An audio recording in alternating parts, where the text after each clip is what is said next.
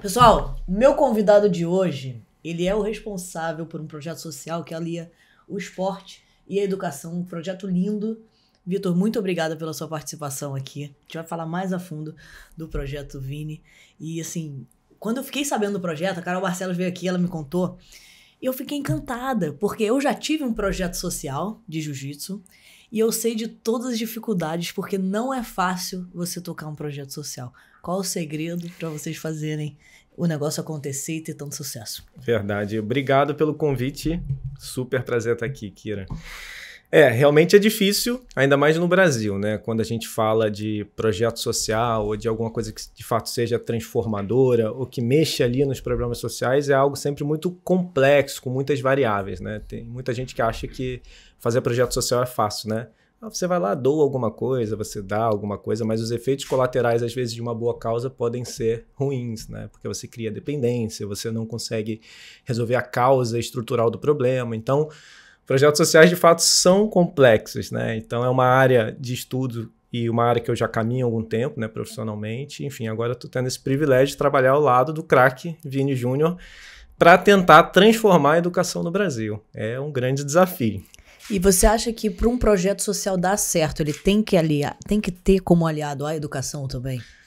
A educação é a base de tudo, né? Então, quando você vai olhar a raiz dos problemas sociais, a educação ela está sempre ali, né? no meio, né? Inclusive, quando você vai falar sobre sobre políticas públicas, né? De uma maneira mais macro ali, quando você vai ver o comportamento de algumas pessoas nesses assentos políticos. Então, tudo ali tem a ver com a educação no sentido de quem eu sou, né? E como eu interfiro, como eu sou responsável pelos meus atos, pelas minhas atitudes, como é que eu consigo exercer minha influência no mundo de uma maneira intencional, planejada e responsável. Então, acho que começa aí, né? Então, educação é isso, as crianças desde cedo, desde a base, como a gente gosta sempre de falar, né? Que a base vem forte, ter essa consciência do que elas são, né? De um olhar para dentro, de saber que elas podem, no lugar onde elas estão, de onde elas vêm, ser um agente de transformação, né? Então, a educação para a gente sempre é a base de tudo. Inclusive, quando a gente começa o trabalho, um pouco mais de 2 anos atrás, né? Nas primeiras conversas que a gente teve com o Vini, com a família dele, a primeira ideia é sempre aquela do campinho de futebol, né? É sempre o mais prático de se fazer. E de fato, né? Se fosse fazer um campinho de futebol, a prática desportiva ela já traz muitos elementos importantes para a criança, você sabe disso, Sim. Melhor do que ninguém.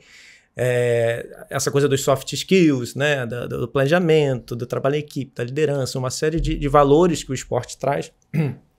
Mas a gente quis ir além, até pela visibilidade do Vini, né? Hoje o Vini é um atleta global, ele é uma personalidade global. Joga no maior clube do mundo, está na seleção brasileira, vai disputar a Copa do Mundo. A Copa do Mundo tá aí, tá todo mundo... Ele é o cara do momento. Traga o Hexa pra gente.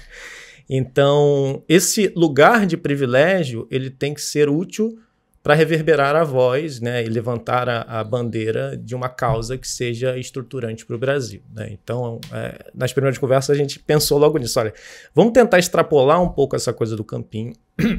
E aí eu não estou aqui criticando o campinho, não, tá? Porque eu já trabalhei em vários projetos que tinham campinho, que tinha prática desportiva, mas ela acaba se limitando muito ali a um território, fica muito circunscrita ali ao local onde ele está inserido, né? E aí a gente quis extrapolar um pouco esses muros e trazer um viés um pouco mais forte da educação. E aí a gente começa a pensar em educação, afunilar um pouco mais esse tema, porque é muito amplo, e a gente pensa na escola pública. A gente precisa melhorar a escola pública brasileira, né? O Vini estudou boa parte da sua infância e adolescência na escola pública, teve o privilégio depois de ir para uma escola particular, porque ele jogava muito, e aí as escolas... Teve bolsa, e aí as escolas... Vem cá, jogar no time da escola. Sim. E eu pago sua educação. Mas alguns parentes, os amigos, sofreram ali com a educação pública, né? Porque não é todo mundo que é o Vini, né? Então, assim, exatamente. A gente não consegue dar esse acesso à educação para as pessoas. E até eu tinha uma questão no projeto que era assim, e se você não virasse a chave para ser o atleta? O que você faz depois? É por aí. Né? O Vini fala muito isso no discurso dele, né? Depois que virou essa chave da educação, né, da importância. E foi muito, muito legal que nos primeiros papos que a gente teve com o Vini, tem um caso muito curioso, que começou como uma coisa engraçada e até meio, assim, a gente estava conversando com o Vini, querendo trazer memórias dele sobre a escola, né? A gente fala, Vini, como é que era você na escola, né? Me fala aí, como é que era? Você gostava? Aí ele parou, pensou. Na época ele estava com 19 anos, deu um sorrisão. Aí falou assim, a escola era chata pra caramba. Não gostava da escola. Aí todo mundo começou a rir. Que isso, cara? Os amigos dele. Pô, você falar que não gosta de escola, como é que pode? Você vai criar um instituto de educação. Você não tinha nada que você gostava? E ele falou assim, gostava da educação física. Ele lembrava o nome do professor e tudo e tal. Gostava da educação física. Só que sobre esses dois pontos, de que a escola é chata pra caramba, né? E que só gostava de educação física, surgem os dois principais pilares do Instituto. Olha que curioso, né? O que poderia ser até bem paradoxal, né? O cara que fundou falando que a escola era chata. Os dois pilares. O primeiro, Kira, é que o Vini, naquele momento, com seus 19 anos, ele representava uma geração. Né? Ele reverberava a voz de muitos adolescentes, né, e jovens que estavam na escola. E quando eu falar escola, estou falando desse recorte ensino público, que é uma escola que parou no tempo. Né, que é uma escola que foi inventada lá no século XIX e permanece igual até hoje. Sim. Eu até brinco, se eu te teletransportar no tempo e te levar lá no século XIX para uma aula de matemática, você vai ter a mesma aula de matemática. Não, só que para uma geração diferente. Evolui a educação, evolui tudo, né? Você tem que estar o tempo inteiro se aperfeiçoando para poder entregar para essa nova geração e para as pessoas o melhor. Que pensa diferente, que sente diferente, que age diferente, e você tem que mudar o discurso, você tem que mudar as ferramentas, né? Então é chato mesmo. Então quando ele faz, e quando você olha aí as taxas de evasão escolar altíssimas, e depois da pandemia aumentaram muito mais, muitas crianças aí não estão voltando. Esse é um grande problema que a gente está tendo hoje na educação no Brasil como um todo, né? A gente percebe que sim, a educação é chata e ele não estava errado. Então o primeiro pilar que a gente define a partir dessa fala, como eu disse, a princípio muito paradoxal, né? Chata escola e vai fazer educação, é essa. A escola, de fato, virou um lugar chato e a gente precisa fazer com que as crianças gostem da escola. Gostem da escola. A criança tem que voltar a se conectar. Os professores precisam de ferramentas, de novas práticas didático-pedagógicas que atraiam o interesse do aluno, que falem melhor com os alunos, né? Esse é um ponto. E o outro é o esporte, né? Que quando ele traz a visão de que a educação física era o melhor, se você for perguntar isso para as crianças, 9 em cada 10 vão te dizer que a educação física é melhor. É o lugar onde criança é criança. Sim. Né? Onde ela mais sai, livre, né? Pra poder. Livre. Eu amava educação física também. Acho que eu tava. Quando você me falou o discurso dele, eu falei, eu me vi nesse discurso realmente. Porque é isso, a escola, você era obrigado ali, porque a mãe tem que ir pra escola, mas você chega ali, aquela coisa maçante. Até quando eu fui escolher a escola dos meus filhos, eu pesquisei demais. Assim, para ver o que eles estavam ensinando, como eles estavam ensinando, quais são as habilidades, porque não é só... Eu não era aquela pessoa de sentar e ficar ali, matemática, geografia, química. Eu me matava, eu decorava tudo, fazia prova e depois, sei lá, não... E eu fui escolhendo escolas que tenham essas vertentes. Você pode ser um artista, se você quiser. Você pode, sim, sentar e ser fera na matemática, mas se você tiver esse perfil, né? Entender o perfil do aluno, acho que é importante. Isso. Exatamente. Então, o outro pilar foi o esporte é algo importante. O esporte é uma ferramenta. E aí começa, acho que é um ponto muito importante do nosso papo para entender o que é o Instituto Vini Júnior, é que pra gente o futebol não é uma modalidade desportiva. O futebol pra gente é uma linguagem. É uma linguagem lúdica, é uma linguagem atemporal, é uma linguagem universal, né? O futebol em qualquer lugar do mundo, em qualquer tempo, e tem uma potência incrível de facilitar processos de ensino-aprendizagem para além das soft skills, como a gente falou antes. O que isso significa na prática, né? Esses dias a gente estava na escola lá em São Gonçalo, onde a gente tem um piloto do nosso projeto, e normalmente segunda-feira, que é dia seguinte da rodada do Campeonato Brasileiro, você vê as crianças discutindo, né? Meu time ganhou, somou 3 pontos, você empatou, fez 1, a diferença de 2, e quantos pontos faltam para o time X chegar na liderança, se calcula saldo de gols, já começa ali um raciocínio matemático, se fazendo valer de uma linguagem que é lúdica e interessante para eles, sem a equação, sem um probleminha, né, no quadro. E aí você vê que eles performam, você vê que eles conseguem fazer as contas. Só que quando você bota lá na lousa um número mais, você bota os sinais, e aí eles já não se sentem tão... eles já não sentem o prazer do processo, né? E é outra coisa, vou te dar uma aula de geometria, vou mostrar para você as figuras geométricas de um campo de futebol. Sim. Eu mostro que o grande círculo, ele é diferente da bola, porque a bola é um sólido geométrico, ela é uma esfera, o grande círculo já é geometria plana. E aí eu começo a trazer referências quando eu falo que o Vini joga no Real Madrid, que a Madrid é a capital da Espanha, a Espanha fica na Europa. Eu já estou trazendo conteúdo de geografia.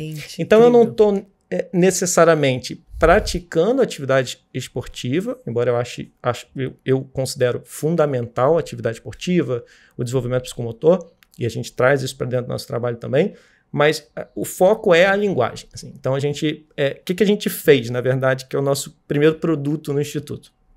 A gente pegou o conteúdo programático da escola, amparado pela Base Nacional Comum Curricular, que é a Bíblia lá do MEC, né, que dá as diretrizes para o ensino tanto privado quanto o público. A gente traduz esse conteúdo todo para uma linguagem no futebol, referenciando sempre por essas coisas que eles gostam, né, do futebol, do campeonato, e a gente gamificou, a gente criou um aplicativo que chama Base, não por acaso, né? A gente sempre fala a base vem forte por conta que a gente acredita que a base educacional, né, ela é a base para o futuro, né? Se você tem uma boa educação na base, você pode ser o que você quiser na vida, né? Inclusive um jogador de futebol ou não. Ou não, o que você quiser ser. Então a gente aposta muito nisso, na educação de base. Então a gente gamificou. Então o que é o Base hoje, essa ferramenta? A gente criou trilhas formativas com conteúdo programático com uma linguagem esportiva. Então, você vai ver lá no app que a gente tem 5 temporadas. Atualmente, a gente trabalha com conteúdo de 1º a 5º ano do ensino fundamental. Então, cada temporada corresponde a um ano escolar. Então, você entra lá na primeira temporada, você vai ter as ligas. Liga regional, liga nacional, a liga continental, a liga mundial. Cada liga corresponde a um bimestre, que a gente está também orientado pela programação de aula dos professores da rede pública, que é bimestral. Quando você entra na liga, você tem as partidas, que vai lá da fase de grupos até a grande final. Aí você tem os eixos temáticos em cada partida, que é língua portuguesa, matemática, ciência da natureza, ciências humanas. E a grande final é sempre uma atividade psicomotora, uma atividade física conduzida pelos professores, também trazendo conteúdo. Então, vou aprender números primos com uma bola, um cone. Assim, coisa sensacional. Tipo. Então, sensacional. Por que isso é legal, né? Porque o que a gente quer no fim do dia? É facilitar os processos de ensino-aprendizagem. É facilitar a vida do professor na sala de aula. Fazer com que os professores se reconectem com as suas turmas.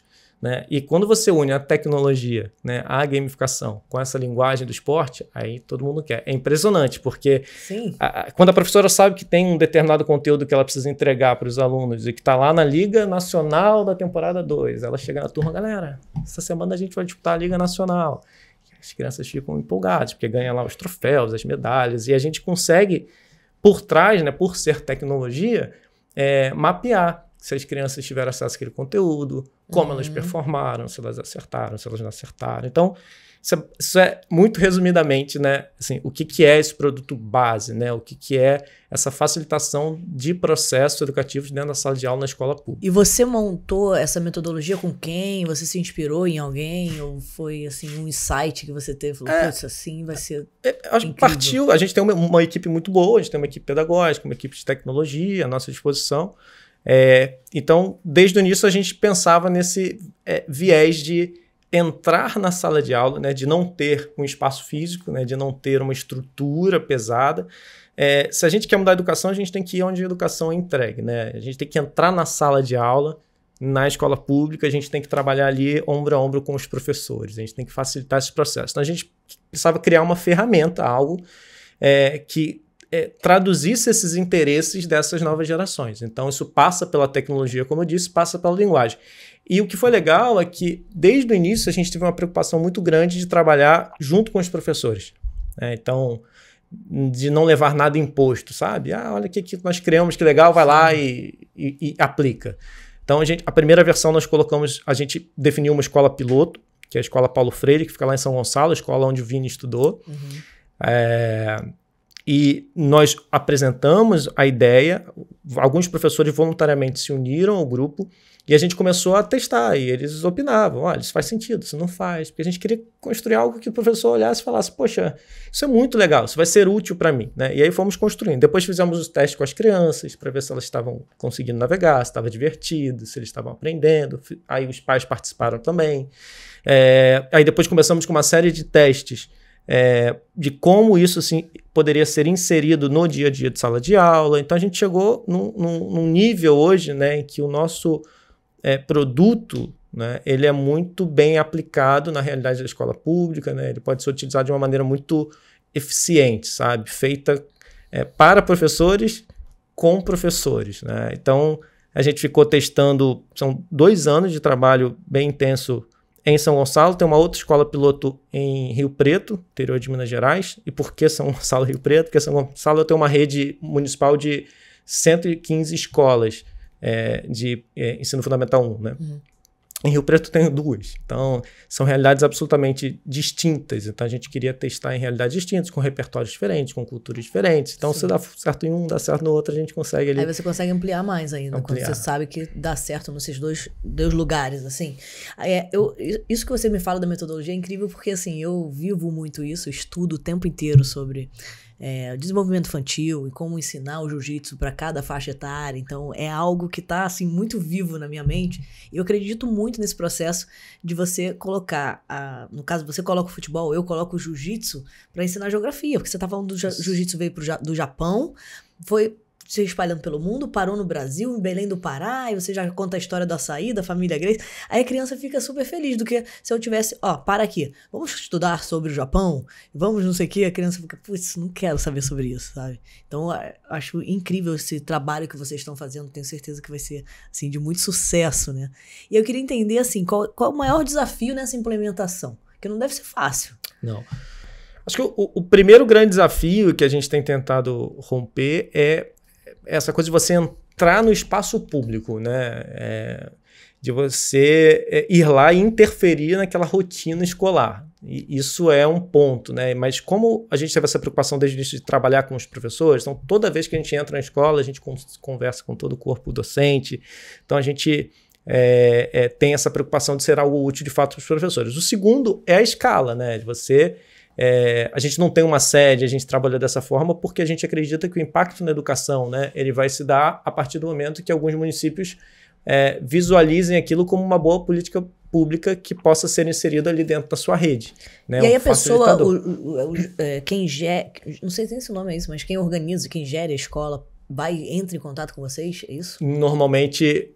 as escolas entram, aí quando a escola entra em contato, a gente começa a acionar a Secretaria de Educação do município, onde está a escola, ou as próprias Secretarias de Educação acabam... Já entram em contato Já entram em contato, e ultimamente várias que a gente lançou oficialmente, né, o Instituto há um pouco mais de 1 ano, então agora que o negócio está começando a crescer. Porque até para a própria escola é muito bom, porque já chega com tudo pronto, mastigado ali. E tem ainda algo mais, né? Porque como é que a gente implementa? Isso é importante.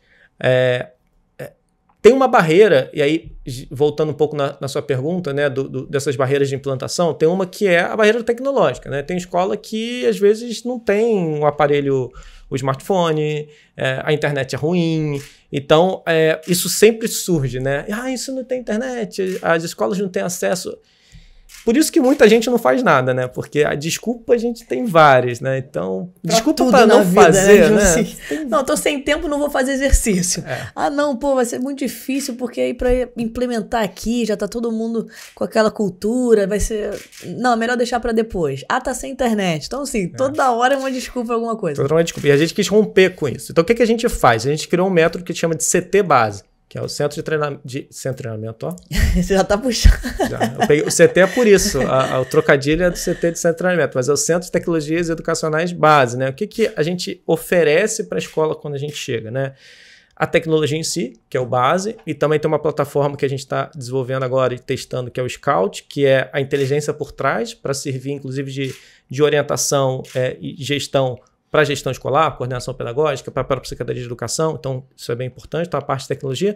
A parte de infraestrutura, a gente pega uma sala da escola e a gente dá uma recalchutada nela. A gente faz uma ambientação, tipo vestiário de estádio, sabe? A gente bota grama sintética no chão, as fotos do Vini, uns holofotes, assim, uma iluminação, uns puffs de bola espalhados, um ambiente bem interessante e um enxoval mínimo lá, que é um conjunto de smartphones, tablets, Smart TV na parede. Então, a gente cria uma ambientação, melhora às vezes a internet da escola. Tem municípios que têm internet muito boa, tem municípios que têm, mas só fica restrito a um lugar, não chega nas outras salas, a gente bota um molden melhor, a gente faz uma melhorinha lá no local. E o mais importante para mim, que é a capacitação dos professores. Então, a gente só começa depois que a gente reúne todo o corpo docente. A gente vai conversar sobre BNCC, sobre práticas inovadoras de ensino-aprendizagem, sobre novas tecnologias, a gente fala sobre o aplicativo em si, né, formas de inovar no processo. É legal que quando a gente começa, eu já estou dando um spoiler aqui da capacitação do professor, mas é sempre uma surpresa para eles. Dá spoiler.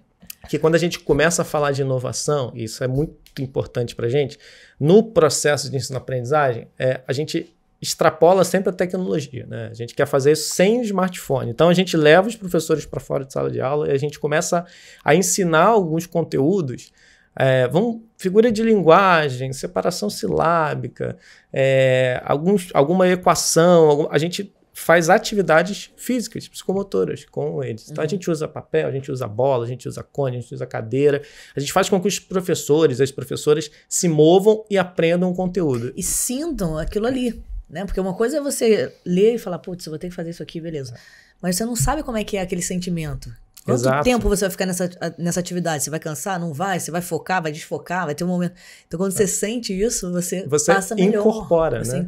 Incorpora e as crianças vão ter uma aula muito mais divertida e vão aprender mais. Assim. Sabe que eu adoro esse termo, né? Incorporar, né? Que é colocar o corpo, né, no processo, né? E é mágico, porque as professoras ficam doidas, elas ficam suadas, elas querem mais.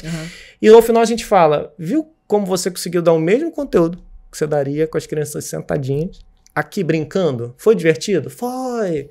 Foi legal? Foi! Quanto tempo que você leva para poder formar essa equipe?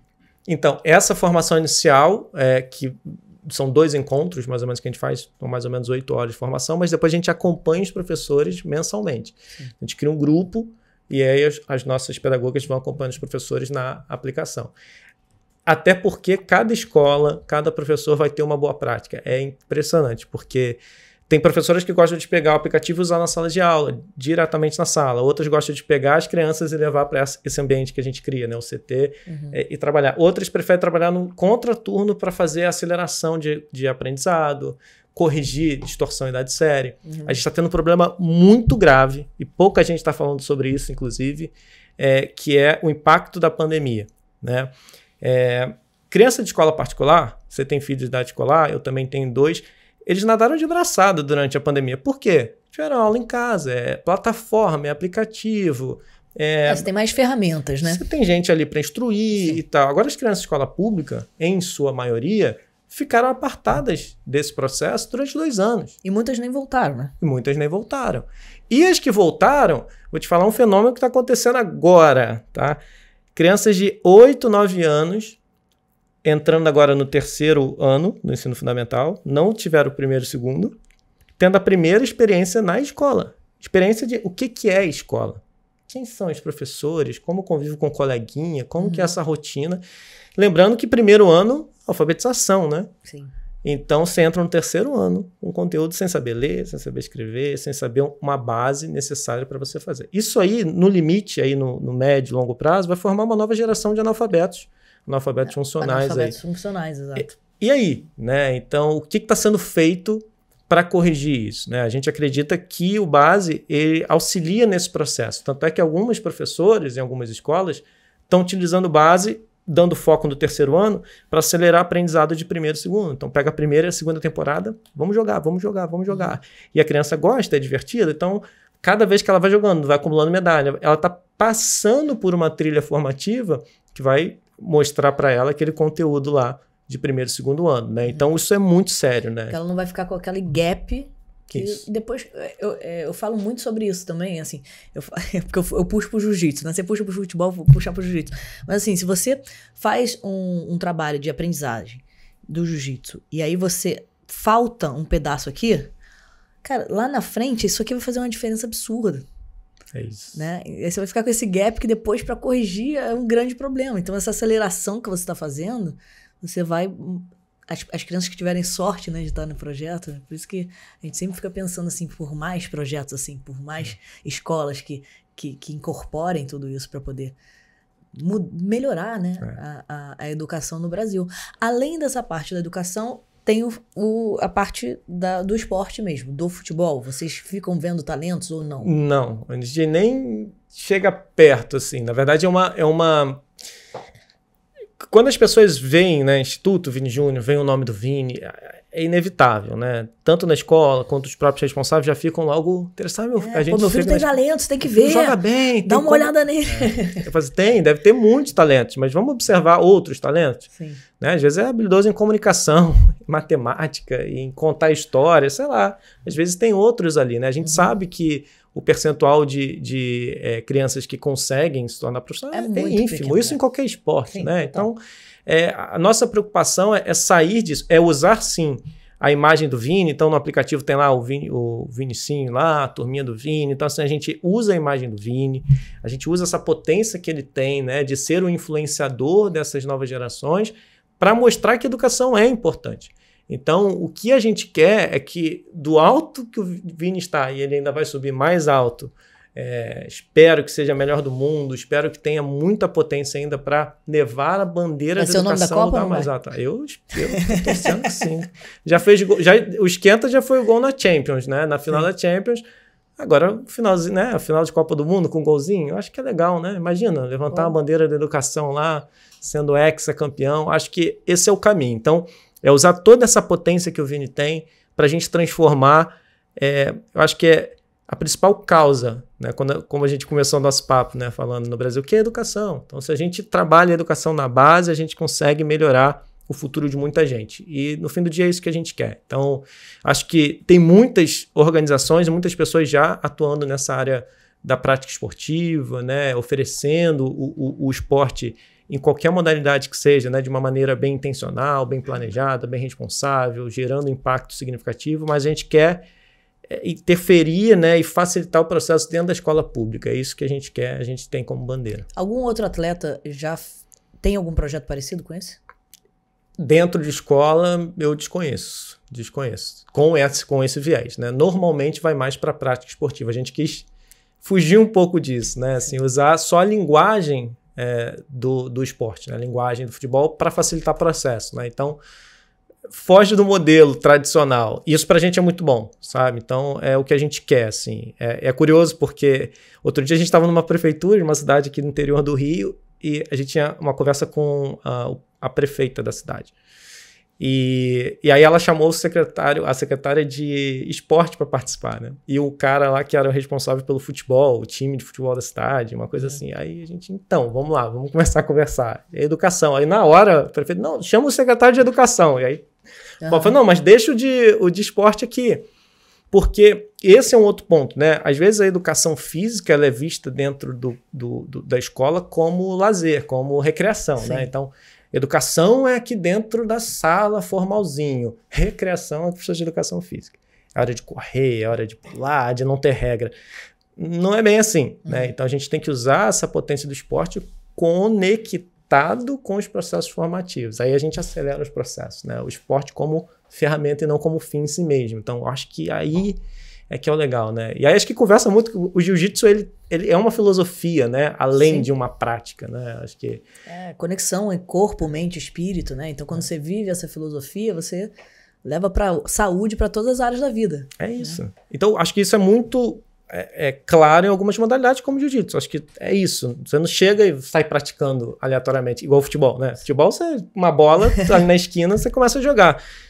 O outro esporte não, para você ter a prática em si, você tem ali toda uma construção. Então, a gente tem que começar a olhar o futebol, que é a paixão nacional, que tem toda essa potência. É muito curioso. O futebol é o maior concorrente, cara. Porra. Eu fico louca toda hora, assim, as crianças... Não, tia, o jiu-jitsu entrou no horário do futebol. Vou pro futebol. Eu falo, calma aí, vamos conversar, vamos fazer os dois. É isso. Como é que se complementa? É incrível, assim, eu acho muito legal, assim, tem um esporte que é unanimidade, né? Unanimidade. O meu filho tá 1 ano e 6 meses. Assim, o futebol não é algo que tá o tempo inteiro na minha casa. Ele já pega a bolinha dele e fica batendo, entendeu? É natural. Ele começa, joga para minhas filhas batem também, aí eu pego o brinco ali, e assim, ele já fica super animado, sei lá, acho que já nasce como brasileiro, né? Bola, acho que é uma ferramenta incrível, né? Porque sim, o planeta é redondo, a bola é redonda, acho que é uma coisa tão natural. E um dado muito curioso, você sabia que tem mais países filiados à FIFA do que à ONU. Caramba. Isso é muito louco. Então, assim, a preocupação com o futebol, né, com o campeonato, essa paixão, né, ela às vezes perpassa, né, e ela sobrepõe a causas mais importantes. É isso que a gente quer mudar, é isso que a gente quer reconfigurar de alguma forma. Aproveitar essa paixão para colocar a educação, porque quando isso eu acho muito legal da questão da educação com o esporte, porque a gente vê às vezes muitos atletas que não têm essa formação de educação. E que eles sofrem muito lá na frente. Sim. Assim, às vezes não gastam o dinheiro inteiro, não sabem como organizar o dinheiro, dão maus exemplos, e aí não sabem agir com aquela fama, com tudo que vem diante da fama, diante da grana e de tudo.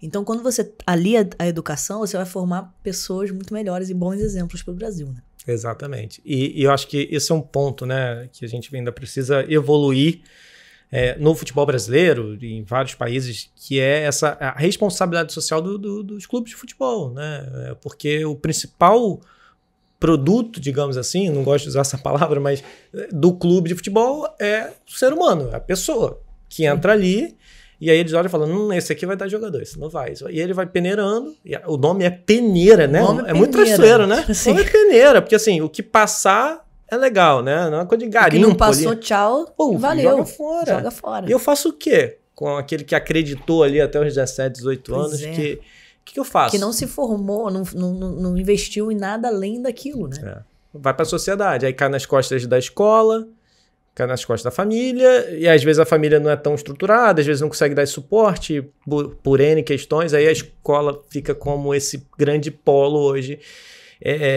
de transformação e a escola pra gente, a gente olha com muito carinho para a escola, porque a escola hoje ainda é talvez o único, né, espaço legítimo dentro de uma comunidade, né? Aquele espaço que você pode ser do tráfico, você pode ser da milícia, você pode ser, mas você respeita a escola. A escola é quase que um espaço sagrado, né? Onde você respeita aquela professora que dava bronca em você tem reverência pela diretora. Então, a escola ainda é um solo sagrado sob o ponto de vista de comunicação, de senso de comunidade, de pertencimento. Então, é esse o lugar que a gente quer reforçar, né? Existe um abismo hoje entre o público e o privado, né? As escolas particulares, com toda essa onda de tecnologia e pós-pandemia, elas cresceram. Elas estão melhores, elas estão mais conectadas. As crianças estão tendo aula online com gente lá do outro lado do mundo. É louco isso, né? A pública parou.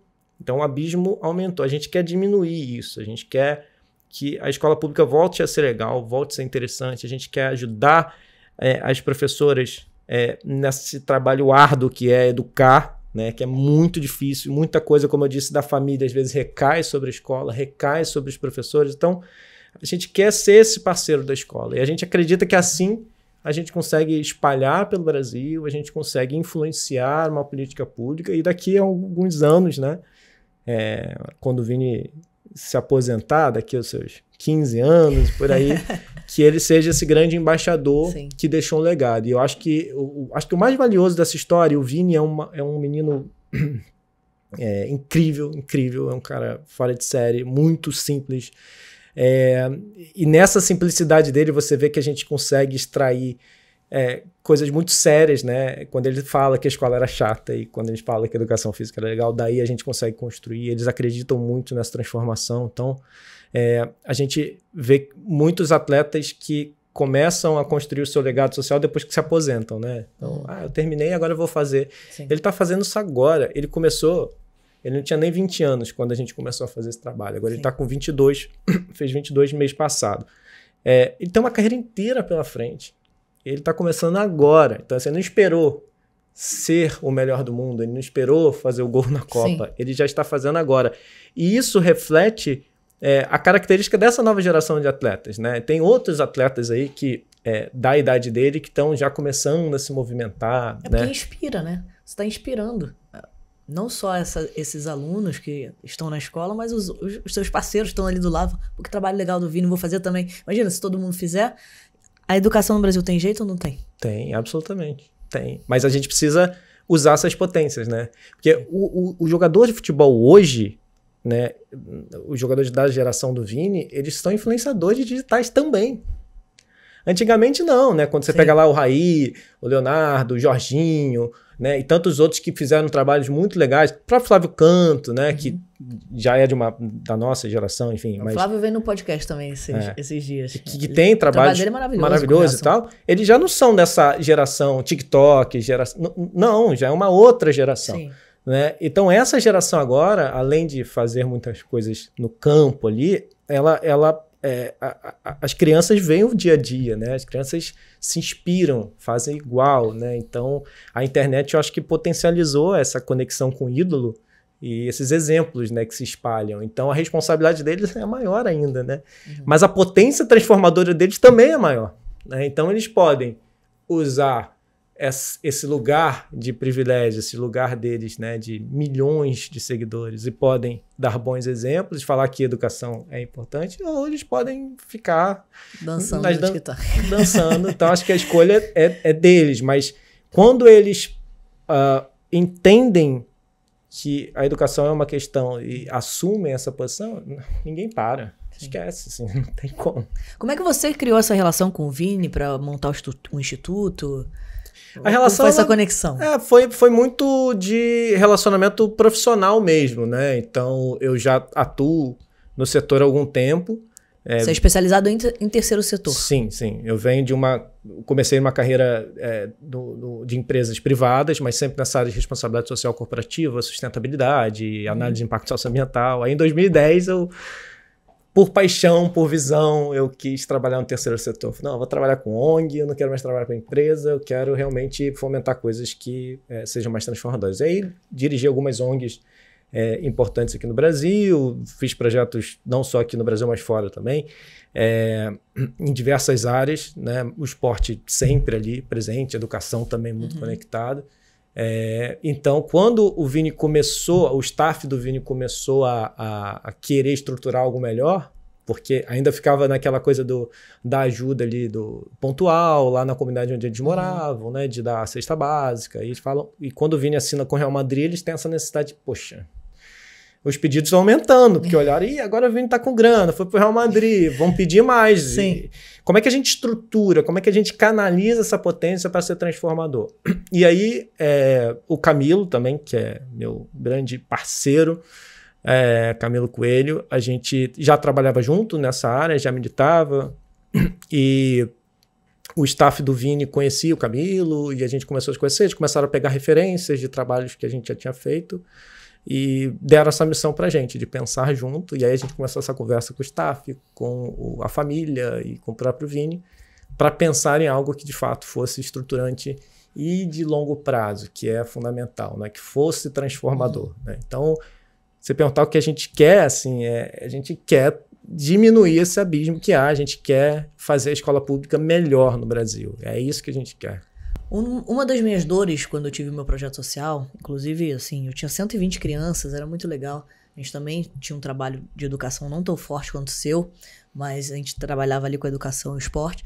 E aí eu comecei a perceber que algumas crianças, elas estavam tão acostumadas a receber as coisas assim. Tipo, chegava, tinha um kimono, chegava, tinha comida, chegava, tinha o campeonato, que elas não davam valor. Então elas achavam que eu tinha que dar tudo pra elas. Então elas já chegavam lá com isso, com aquilo, com não sei o quê. E como era um negócio pequeno, né? Eu tava ali presente, eu dava aula, eu tinha uma equipe, mas eu dava muitas aulas. Eu comecei, eu falei, pô, será que eu tô fazendo certo? Será que eu tô, de repente, atrapalhando a vida dessas crianças, dando demais, assim?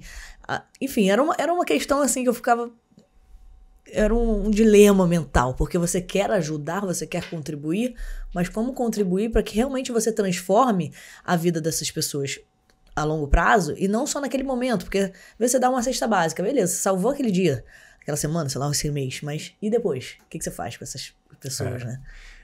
Você tem aquilo, né? Você é eternamente responsável por aquilo que cativas, né? O Pequeno Príncipe. Porque é isso, como eu disse, os efeitos colaterais de uma ação intencional podem ser negativos, porque são... O que pode ser negativo? Tipo assim, cara, se você tem um projeto social, não faça isso. É entender quem é o seu beneficiário. Acho que, mesmo quando é criança, elas vêm com muitos repertórios, com muitas marcas, né? que são diferentes daquilo, às vezes, que a gente se propõe a fazer, né? A gente acha que dar aquilo é suficiente, né? Só que a gente não entende de onde elas vieram, né? Com que valores elas chegam, né? Com que marcas elas chegam, com que dores elas chegam. Se a gente simplesmente aplica, né? Assim, pode ser que elas não entendam muito bem aquilo que está sendo dado e, como você disse, não valorizem, né? Então, entender o público beneficiário a fundo e preparar uma estrutura multidisciplinar que consiga atender a outros fatores, ela é fundamental. A gente tem uma vantagem de estar no ambiente escolar, né? A escola hoje ela já é muito preparada, né? Então ela tem lá os psicólogos, os pedagogos, os psicopedagogos, os professores, coordenação pedagógica, etc. Então já tem um ambiente muito multidisciplinar que consegue dar esse suporte, mas é complexo nesse sentido, porque as variáveis, né, as marcas são muito... Você não sabe como que é a vida daquela criança dentro de casa. Né? Você não sabe se ela teve questão de violência familiar, né? E aí a violência ela está em diversos planos, né? Não só na violência física, né? Então o que ela passa para estar ali? Às vezes você prepara um ambiente maravilhoso em algum lugar, a criança não se sente confortável ali, ela prefere estar no ambiente dela. Então tem muitas variáveis. Eu lembro uma vez, nossa, já faz alguns anos, mas teve uma instituição religiosa, inclusive, que me chamou lá para pediu um socorro lá para fazer uma consultoria numa época, porque eles começaram de noite a sair algumas pessoas lá dessa igreja, começaram a distribuir sopa lá para os moradores de rua numa grande avenida assim perto da igreja. Legal, né? A galera se unia de noite, pô, vamos dar sopa e, né, tal, foto, legal, estamos ajudando. E, nossa, legal, acho que precisa, eles têm fome, tem que dar comida. O que começou a acontecer? A periodicidade do negócio já não estava tão grande e os moradores de rua começaram a bater na igreja lá. E eles começaram a ficar dormindo na escada da igreja, na porta da igreja. Que eles falaram, não, essa galera aqui é gente boa, eles levam comida pra gente de noite, então tô precisando de um remédio agora. Pra quem que eu vou recorrer? Claro. Pra eles. Pô, preciso tomar um banho. Pra onde eu vou? Pô, tô com fome, já tem 2 dias que a gente traz comigo. Vou lá ver o que tá acontecendo. E começa a se aglomerar. E o pessoal ficou desesperado. E agora? O que eu faço com essas pessoas? Você foi lá, catucou, sim, agora assume a responsabilidade. Então, as variáveis que envolvem um trabalho social são muito grandes, né? Então, você entender quais são as dores e quais são as dores desse beneficiário que você consegue atender dentro dos seus limites é fundamental. E aí que você pensa em parcerias, né? Porque você vai olhar, porque às vezes a gente é muito egoísta no nosso ato altruísta, né? A gente vê assim, o que eu tenho aqui na mão, né? Eu tenho isso, então eu vou dar isso. Mas ao dar isso, você provoca, né, um desejo ou uma ansiedade de uma pessoa que é extremamente vulnerável a querer mais, né? Então, acho que é sempre o contrário, né? O que eles precisam, de fato, como é que isso que eu tenho que ofereço endereça algum tipo de vulnerabilidade, algum tipo de problema que eles têm, e quem que eu agrego nessa luta? Essa parte aqui, psicologia, talvez eu não tenha, mas eu tenho quem faça. Essa parte aqui de nutrição eu tenho. Essa parte aqui de educação eu tenho. Aí você cria um time grande, aí você vai para cima, né? Oferecendo aquilo que você tem de melhor e cada um oferecendo o que você tem de melhor e você consegue ver o todo, né? Um olhar mais 360 sobre o público beneficiário. Eu acho que não tem resposta certa, né? Eu acho que não tem fórmula. Eu acho que é uma ciência muito ampla, né? Assim, essa dos projetos sociais, né? Porque cada público é um público, cada um tem sua história e as marcas são muito grandes, né? Quando você vai trabalhar com um público vulnerável, mesmo a criança já vem com muita marca, né? Já Sim. vem às vezes com visões de mundo muito limitadas, né? Muitas barreiras. Então, quebrar isso tudo, eu acho que começa por entender melhor o outro, né? Uma pessoa que está aqui vendo esse nosso podcast, vendo não, ouvindo, né? Pode estar vendo ou ouvindo, né? Pode estar os dois. Quero abrir meu projeto social agora. Vou dar 3 dicas para ela. O que eu faço? Eita, vamos lá. Acho que primeiro é entender o público que você quer atuar, né? A quem que você quer... e aí isso pode ser um grupo específico, né? Que mora em alguma região, ou uma faixa etária específica, né? Então, quem que eu quero trabalhar e conhecer a fundo esse público, né? Eu quero trabalhar com crianças. Crianças de qual faixa etária? De 6 que nem abrir uma empresa, né? Exatamente. Porque eu vejo que as pessoas olham um projeto social, muitas vezes, de uma forma assim, vou ali ajudar e tá tudo certo. Então, calma aí, você tem que muito amor e pouca gestão. Pouca gestão, pouca gestão, muito amor. E por isso... No meu caso foi isso, muito amor, pouca gestão. Muito amor, você quer fazer. E é louvável, você tem que fazer. Mas se você for olhar hoje, Kira, no mundo, eu tenho até esses números, mas eu não lembro de cabeça. Eu tô até escrevendo um livro sobre isso, inclusive. Uhum. Você olha hoje no mundo, nunca teve tanto dinheiro disponível e tanta gente disponível para ajudar na história do mundo. Você vai olhar os fundos das grandes fundações, das grandes instituições sociais, as pessoas, os filântropos. É muito dinheiro, é muita gente, os trabalhos de voluntariado, né? As empresas adotando aquelas práticas de voluntariado, agora falando do ESG e tal. Nunca teve um movimento tão grande no planeta de consertar as coisas. Tá? E a gente nunca teve tanto problema. A gente tem guerra, a gente tem doença, a gente tem morte, de gente morrendo de fome. No nosso país, inclusive. Por que isso acontece? Né? Eu acho que a causa raiz talvez esteja nisso. Né? Eu acho que a gente, às vezes, a gente faz, não estou generalizando, mas a gente tem que sempre fazer, aí eu acho que é o segundo ponto dos 3 que você me pediu, a gente fazer um exame interior mesmo, assim, de por que eu estou fazendo isso, né? Será que é desencargo de consciência? Será que eu quero fazer?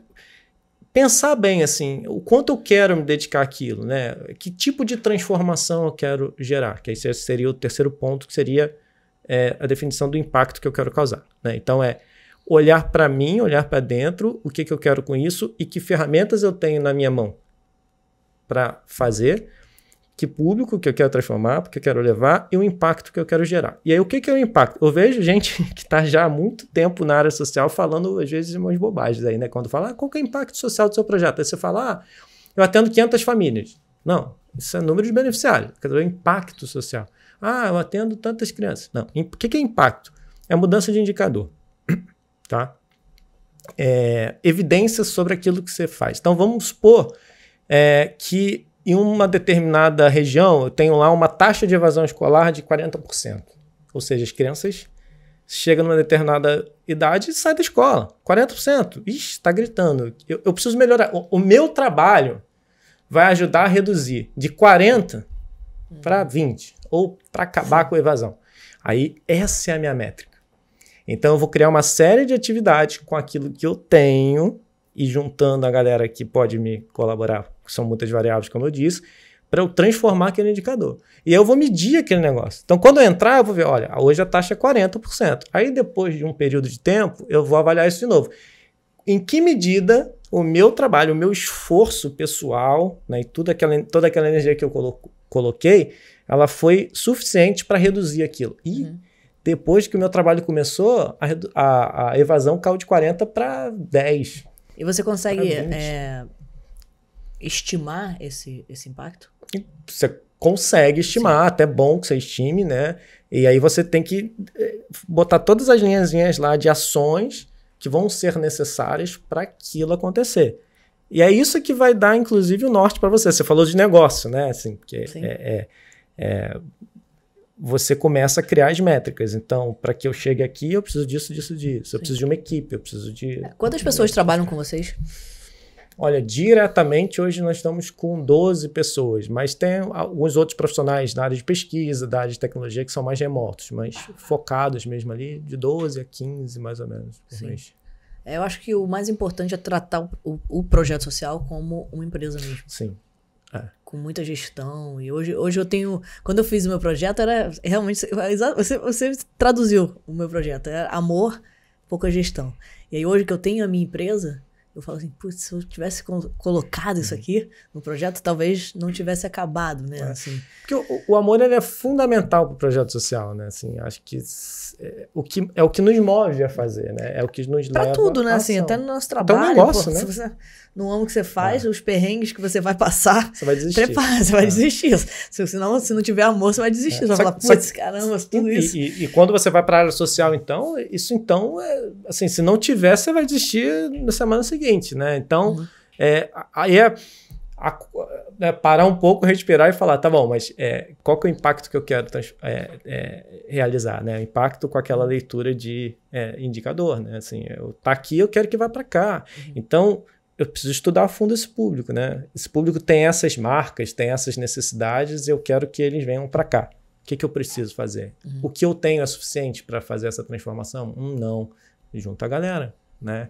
Então, se conecta com outros, trabalha em rede. Né? Então, acho que o segredo está aí. Acho que não tem receita, como eu disse, mas esses são os passos mínimos assim, necessários para que você realmente gere transformação, né? Então, acho que boa vontade a gente tem. Eu acho que, nossa, muita gente me procura. Eu quero ajudar, você me indica um lugar, eu quero doar, eu quero... Sim.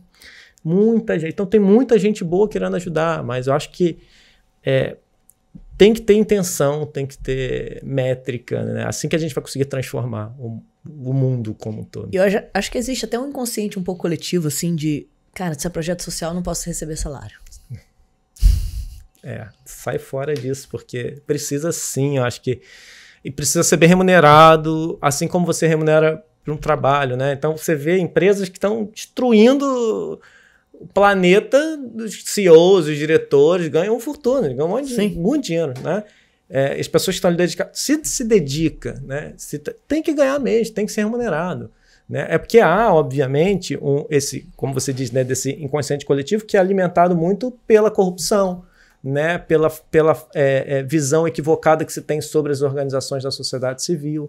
Né? E aí a gente tem que lembrar até como que surgiram, né, as organizações da sociedade civil, que é o chamado terceiro setor. Né? Tem o primeiro setor, que é o Estado, que tem como prerrogativa entregar uma série de coisas para a população. Né? Então tem lá que entregar. Tá? É direito nosso, né, como cidadão. Nem sempre entregam, mas tudo bem. Mas é aí que está o ponto. Aí você tem o segundo setor, que são as empresas que, de alguma medida, pagam, né, tributos para que isso seja de fato realizado. Não falte dinheiro, inclusive, né? Então você tem ali toda essa relação público-privada.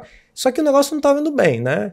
E é isso que você acabou de falar. Isso aqui não estava entregando tão bem assim o Estado. E aí a sociedade civil chega e fala assim, pô, você tem que entregar, mas não estão entregando. Vamos fazer o seguinte, vamos nos organizar. Né? A sociedade civil se organiza e fala, vamos criar organizações que consigam atuar nas brechas que o poder público deixa, né? Ou nos lugares que eles não conseguem ir, por N questões, mas a gente ajuda. E ao ajudar, por isso que inclusive vem as leis de incentivo, vem tudo, que aí o governo chega e fala assim, tá, eu vou abrir uma concessão aqui para você, já que você está fazendo uma coisa que era minha responsabilidade, então esse dinheiro que era aqui para cá eu repasso para você e você faz para mim.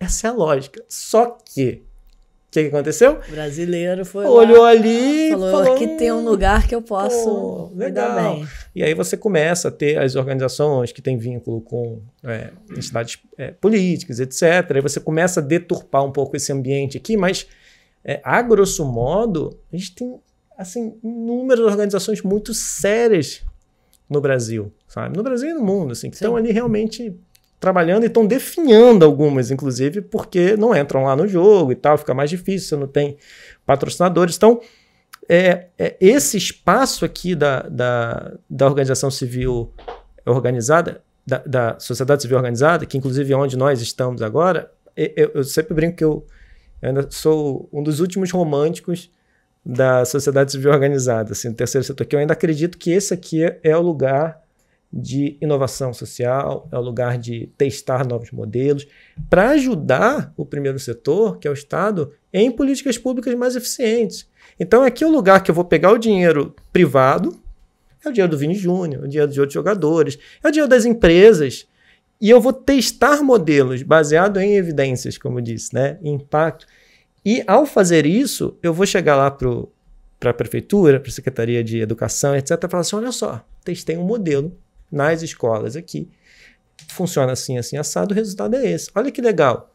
Que tal você adotar isso no meu município? Ele, é mesmo? Me mostra esse resultado. Está aqui. Aí ele vai lá e adota aquilo com uma política pública e a gente transforma. Então, esse é o espaço do terceiro setor. Não é de funcionar como uma consultoria mais barata para as empresas, que é o que muito acontece. Então, eu ainda acredito muito nesse espaço, sabe? Da gente se organizar como cidadãos e a gente pensar de uma maneira muito estruturada o que pode ser feito e servir como base de consulta, né? E apoiar mesmo, a gente não só, secretaria não funciona, município, né? A prefeitura é uma porcaria, tá, mas o que a gente está fazendo para facilitar? Vamos organizar coisas, a gente faz isso.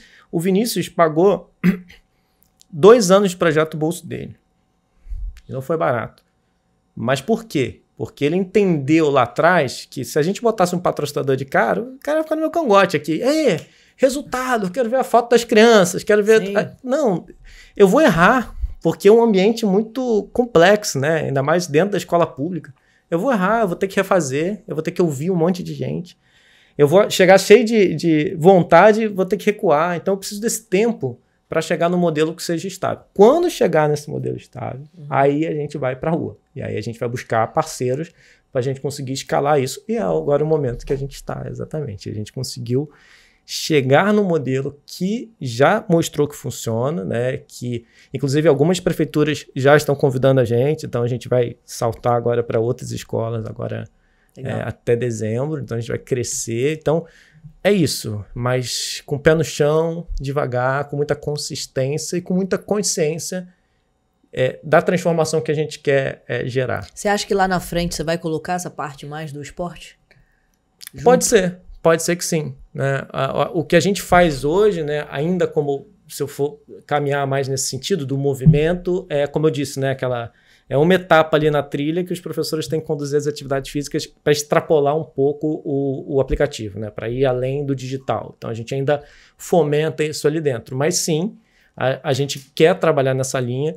Num primeiro momento, e o que já vai começar a acontecer é que as professoras das escolas elas comecem a adotar essas práticas do movimento dentro de sala de aula, para as crianças não ficarem sentadas de 4 horas direto. Então, elas já começam a agregar o movimento como uma prática que vai auxiliar o processo de ensino-aprendizagem. Então, isso é uma coisa que a gente vai sempre estimular, né? Agora, a prática do futebol em si, não sei, pode ser que aconteça, pode ser que a gente venha para esse viés da educação física mais estrutural e tudo mais, mas a gente vai estar sempre ali tateando, sempre ouvindo os interesses dos professores e criando novos produtos que estejam mais conectados com aquilo que a gente quer. Mas pode ser, a gente está... Se pensar em jiu-jitsu, você sabe que a gente pode pensar na gente, né? Sempre, aqui, não tem para onde correr falar de jiu-jitsu. Tem um presente para você, queria agradecer. Foi muito legal bater esse papo. Para você. Aprendi demais. Camisa do Instituto, a base vem forte. A base vem forte. Posso torcer na Copa do Mundo com ela? Por favor, faça isso. Aí. Adorei. Cadê? Pra cá. Pô, aprendi demais. O terceiro setor é algo também que eu quero investir também, usando o jiu-jitsu como uma ferramenta de transformação aí. A gente vai trocar mais figurinhas ainda. Sem dúvida. Muito obrigada. Eu que agradeço. Valeu. Valeu. Oh!